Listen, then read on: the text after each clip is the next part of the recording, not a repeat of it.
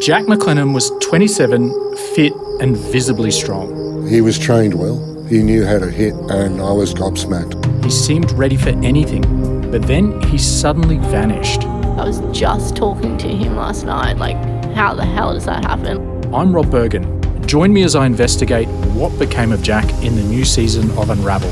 There has to be something more nefarious going on. Search for the Unravel podcast on ABC Listen or wherever you get your podcasts. ABC Listen. Podcasts, radio, news, music and more.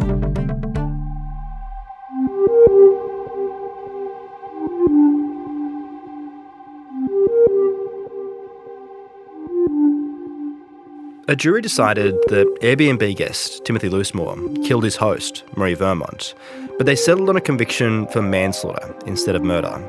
In this episode, we'll tell you why we think both juries who considered this case struggled to get all the way to murder. I'm Stephen Stockwell. This is episode 4 of the case of the Airbnb guest.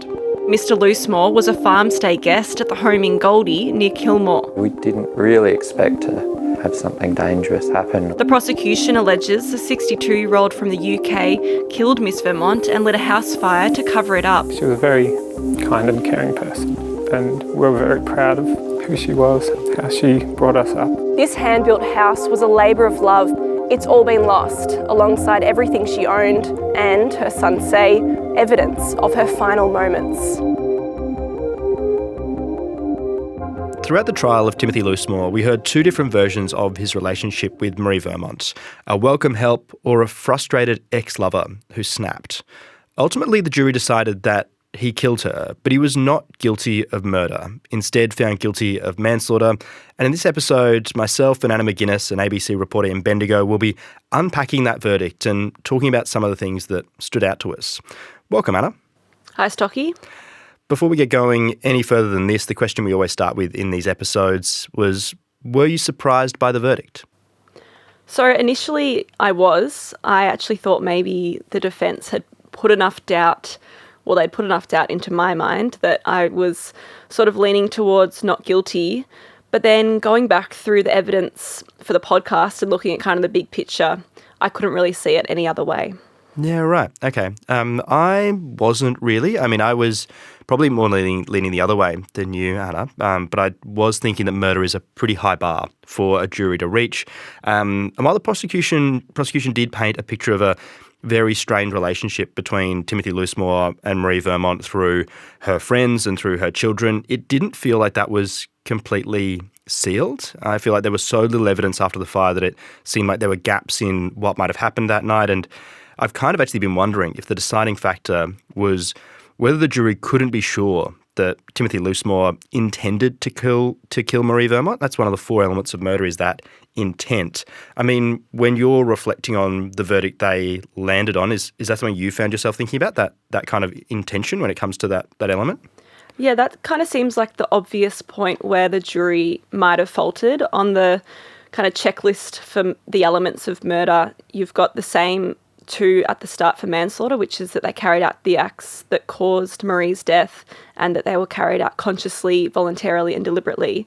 And then this is where it changes, is murder. The next one is the intention to kill or cause really serious injury, whereas for manslaughter it just goes to the acts were unlawful. So that's where kind of the intention comes out of it for the manslaughter charge. And I think for me, the difficulty maybe the jury had for the intention might have also come from the fact that there was no cause of death and so little could be taken, so little evidence could be taken from Maree's body after the fire. Yeah, totally. Interesting as well, talking about whether or not someone's conscious of their acts. I mean, we know that Timothy Loosemore had been drinking. He'd also had some painkillers and some antibiotics after having some dental work done. But, we heard the prosecutor say that doesn't mean that he's not conscious in his actions. You can drink and it could lower your inhibitions, but, you're still aware of what you're doing. Obviously, we don't know the thinking of the jury. This is a really difficult decision. And we know that because it took the jury in this trial about a week, but the first trial, which was last year, it took a jury 5 weeks sitting there kind of deliberating on whether or not Timothy Loosemore was guilty of the murder or manslaughter of Maree Vermont, and they just couldn't get there in the end. I mean, is that interesting to you that it's something that's taken them so long? It's such a hard path to get to this point?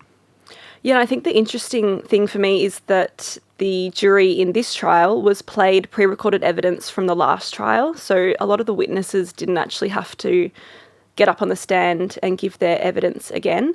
So it's interesting to me that both the juries kind of saw the same thing, and how they came to these different conclusions we'll never really know.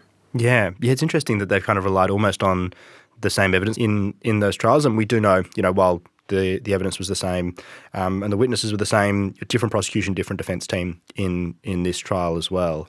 I guess it also goes to the fact that, juries are made up of 12 individuals and people see things different ways. So, you don't know what you're going to end up with in the people that are in that room and what their perspectives are.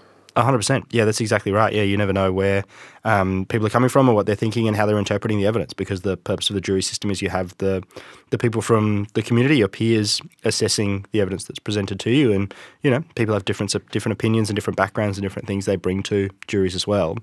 Anna, at the centre of this trial is obviously Maree Vermont, who died in the altercation or whatever's happened in the stone house with Timothy Loosemore that night. Timothy Loosemore guilty of Maree Vermont's manslaughter.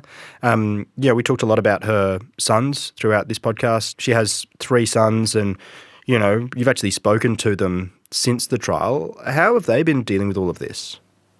So 2 of the sons, Darcy and Lachlan, gave evidence during the trial.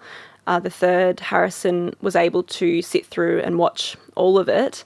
I spoke to Darcy and Harrison a few days after the verdict, and obviously they'd been through a lot. This was the second trial. It's been 3 years since the incident, and they were obviously still coming to terms with the verdict. What did they think of the verdict?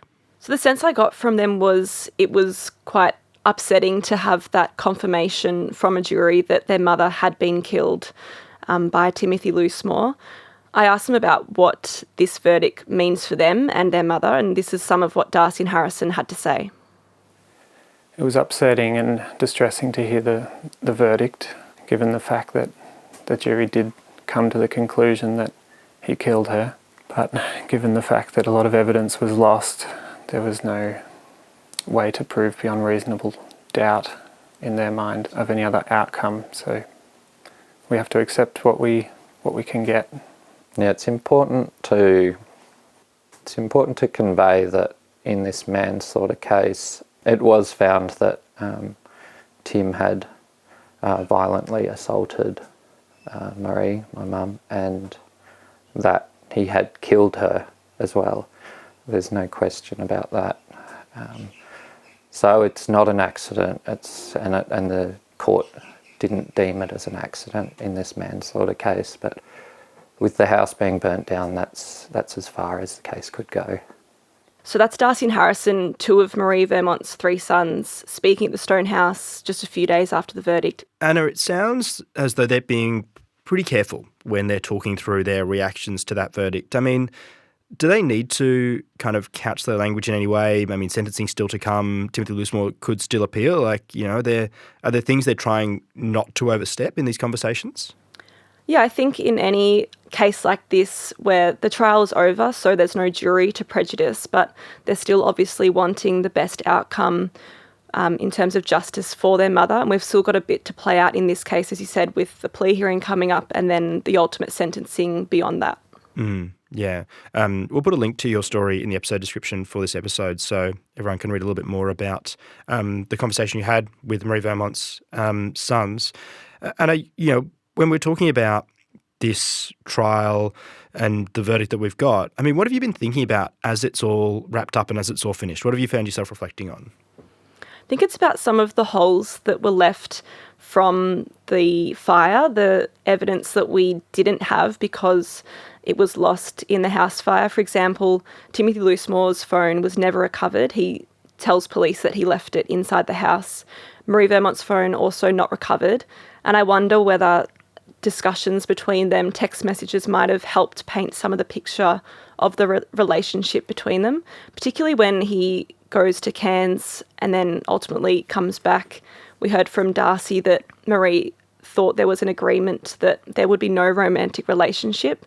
So whether there was any messages about that could have shown for certain what the arrangement was when Timothy Loosemore return to the stone house.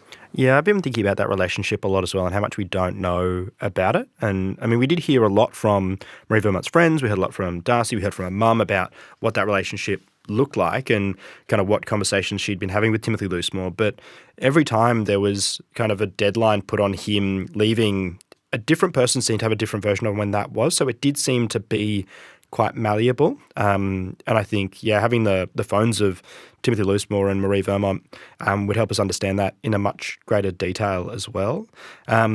Also, the thing I've found myself thinking about as well is just that fire, as you mentioned. So much was destroyed in that fire. Maree's body as well.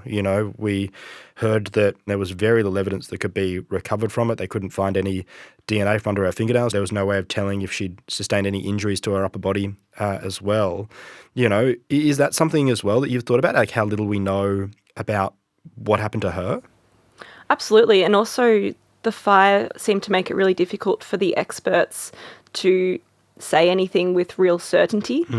For example, the cause of death, but there was also the fire investigator who said maybe there was petrol used, but there wasn't enough for him to really confirm it.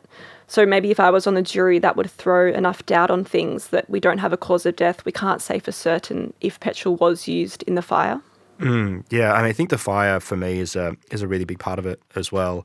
Hearing evidence from the fire investigator that for a fire to burn in the way that has burnt, there's either an accelerant that's been used or there's an ignition point in several places around that kind of room. And we know that, it's a house built of stone. There is, a lot of wood in it. We talked about the wooden beams that are across the roof of that place and also the wooden staircase and all of those things. But it's also got a concrete floor. So, for me, I really struggled to understand how a fire starts in the way that Timothy Loosemore describes it starting, where he walks outside the house for a very short period of time, turns around and it's just kind of all of a sudden ablaze when, realistically, to have the situation that we've talked about here, there's an accelerant that's been used, so someone's put petrol around the place or something's caught fire in there, or that there's been a number of different ignition points. And to me, none of that seemed to add up. Absolutely. And maybe if there was an alternative version put forward to really kind of give another explanation for how this could have happened, but the way that it was described that he kind of just turned around and saw a house fully ablaze and couldn't get back inside because it was so hot, whether that was enough for the jury to say, well, that doesn't really seem plausible. Yeah, and again, that fire burning so hot that it destroys so much evidence, something we spoke about a bit through this trial with the knives that were found next to Maree Vermont's body, 3 knives found next to her body in the living room floor. And to me, that just seems so strange that they would be next to her body. It wasn't like these were cheese knives or anything like that. These was described as kitchen knives. And so for them to be next to her body, there was no evidence that could be recovered from them as well. That just really stuck out to me as kind of an unfinished loop, an unclosed loop. Neither the defence or the prosecution, as we spoke about in our last episode, kind of came back to them at any point because there's no evidence that they could draw from them. But are they something you've thought about? Yeah, I think they kind of feel like they could have been a major piece of evidence in a murder trial. 3 kitchen knives. I saw the photos. The blades were about 20 centimetres long. So as you say, not a butter knife. But because there was no evidence, forensic material to be taken from them, they were just sort of mentioned by the prosecution. All they could say was that they were there.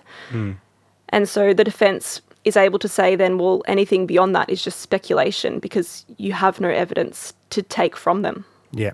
And you talked before just a little bit about the kind of, no alternative explanation from Timothy Loosemore around, what has happened during that fire. I mean, what do you make of the defence's, point in their closing where they highlighted Timothy Loosemore's actions after the fire started? He's moving cars, he's doing these things. Why would you move the car of a woman who you've just murdered? What's the point of that? Did you make much of any of that? Yeah, I was a bit confused by the way this was sort of used to wrap up the defence closing. They're saying it's the actions of someone responding to an unfolding emergency. But for me, if I was on the jury, I'd be wondering why isn't he finding a hose to try and put out this fire? Why isn't he running straight to the neighbour's house to raise the alarm if he can't find a phone? If he knows that Maree is inside the house, then why is he bothering to move cars and save cars from this fire? Yeah. One of the things the prosecution sort of laid out at the start, and this is kind of common in a trial like this, is that they point to the evidence as pieces of a jigsaw. They're kind of creating this picture from different pieces of evidence. They'll say there might be a missing piece here and there, but you can still see the full picture. The defence, in the end, was kind of using that same metaphor and turned it back, saying, look, there's just too many missing pieces in this. There's not enough in the jigsaw for you to really understand what's going on. I mean, Anna, were there just too many missing pieces? I think the defence even said that the pieces that we have aren't even whole pieces. The pieces themselves are sort of half pieces. So how can you even come to any sort of conclusion from it? And I think what we could see at the end was a woman was found dead after a house fire. The only other person living there at the time was smelling of petrol. There was petrol on his clothes and really unable to explain what happened. Yeah. I think there was a point as well from the defence closing as well, where they say at the height of the evidence on the house fire, all we know is that there was a fire. There's no evidence to point to accelerant being used, how it started, any of that. At the height of the evidence, all you know is that there was a fire, and that's what they have to take away from it as well. So there was a lot that the jury didn't have in this trial when they were trying to make a decision about this as well. And we've had a lot of questions being sent to the case of at abc.net.au, the case of mailbag. I'd love to dive into some of them with you. The first one is a question from Anna. It's not you, I've checked. And this question was, why did Timothy Loosemore come to Australia?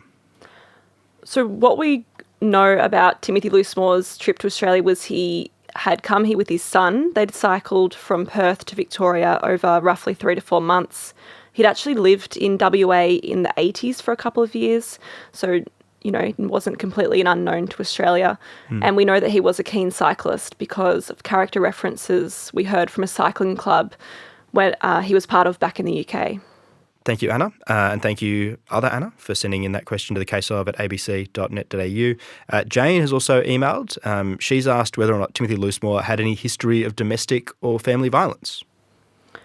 We heard from the police informant at the end of the trial who said that the police made inquiries about any sort of past criminal history, and they gave evidence that Timothy Loosemore didn't have any prior convictions or any other pending matters.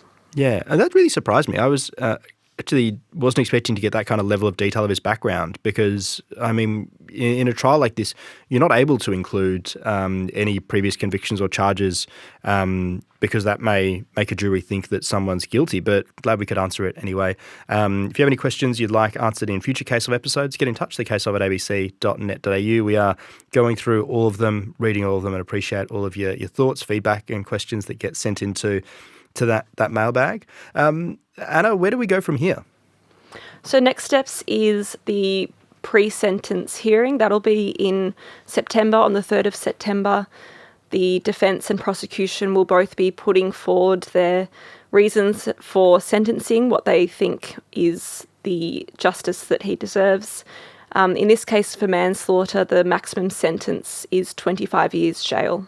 Yeah, it'd be interesting to see, Anna, how the judge assesses the egregiousness of this act, of Timothy Loosemore's murder of Maree Vermont in this case, when he's getting to the sentencing. I mean, in the trial of Aaron Patterson, we had Justice Beale talking through in the sentencing what facts he kind of believed from the case, what version he had taken from the evidence presented to him. And while the jury are the people who are assessing whether or not he's guilty of this act, the judge is the one who'll be sentencing him and will be considering, as I mentioned, the egregiousness of what he's done. And, when you think about what has happened here, Timothy Loosemore has killed the mother of 3 children, in the house that she has built, by hand, basically over the course of 30 years. It is a really horrific act. Not only has that happened, but, her house is burnt down following this and her body's been almost completely destroyed in that process as well. So, yeah, it's a really horrific act that Timothy Loosemore has committed here.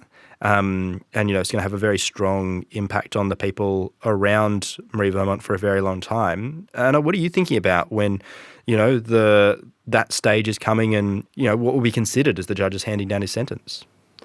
Yeah, I thought maybe we got a hint from the prosecution opening when they talked about the perverse nature of the crime, that Maree was giving Timothy Loosemore a place to stay food in exchange for work, and that maybe that added to the element of, the moral wrongdoing in the crime as well. It's really interesting hearing about Maree Vermont throughout this trial. She really does strike me throughout, hearing everything I've heard. Someone who would offer that to someone who comes to our house and stays. We heard so many lovely vignettes of her from the Rolling Solo camping group and all of that. And you spent time with her sons as well. How did they want Maree to be remembered? Yeah, they described Maree as a really loving, kind, generous mum. It was really clear from speaking to them the warmth of their childhood and their relationship with their mum. I asked them about how she was sort of going in the recent time before the fire, and they talked about how happy she was being independent and learning to love living life on her own. Here's some of Darcy and Harrison reflecting on what she was like. She looked after a lot of people just as a really vibrant community member. She really enriched the community. She was highly social and just caring and fun, but she was also very switched on. She would be somebody who could talk to people from the community and support them, or she'd trade a lot of farm produce with neighbours. Really caring member of the community. Yeah, she was a very kind and caring person. And we were very proud of who she was and how she brought us up and taught us to be loving and caring people and try to share that with the world and give generosity onward. We were proud of her and she's proud of us. That's Darcy and Harrison Vermont speaking to Anna at the Stone House. Anna, you did speak to them at the Stone House, the house that's been the kind of feature of this trial. It's where this manslaughter happened. It was a house that's been, gutted by fire. What state is it in now? So Darcy and Harrison have taken ownership of the property and are living there now. The Stone House is really kind of still standing. You can see the huge stone walls. They sort of look untouched, but it's everything around it, the crumpled tin roof, and inside the beams are totally blackened, charred, or no longer there. And Maree's handcrafted windows are all gone, the doors are all gone. So the foundations are still standing, but would be a ton of work to bring it back to its former glory. And it had been uninsured just a few months before the fire because they were between insurance companies. So it's still up in the air what its future will be. But for me, it was sad to see, I guess, the legacy of work by the whole family and especially Maree just totally destroyed.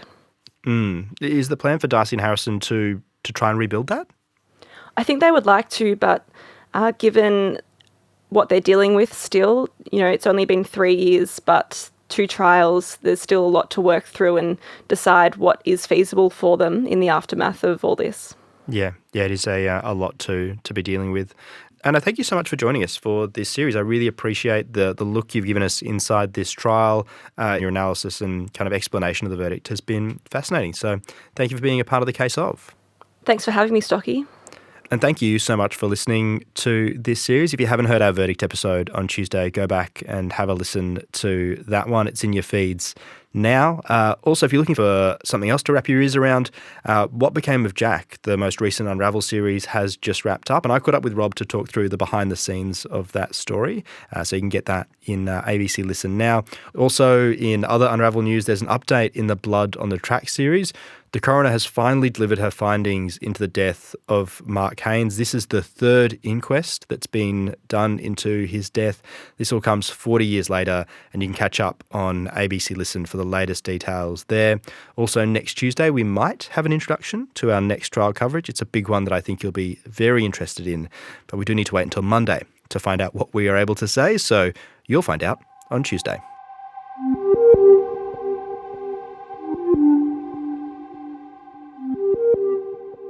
The Case of the Airbnb Guest is produced by ABC Audio Studios and ABC News. This episode was reported by Anna McGuinness and presented by me, Stephen Stockwell. Our supervising producer is Greg Muller and our executive producer is Claire Rawlinson.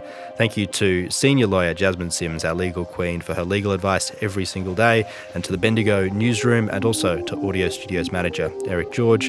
This episode was produced on the land of the Dja Dja Wurrung and Wurundjeri people.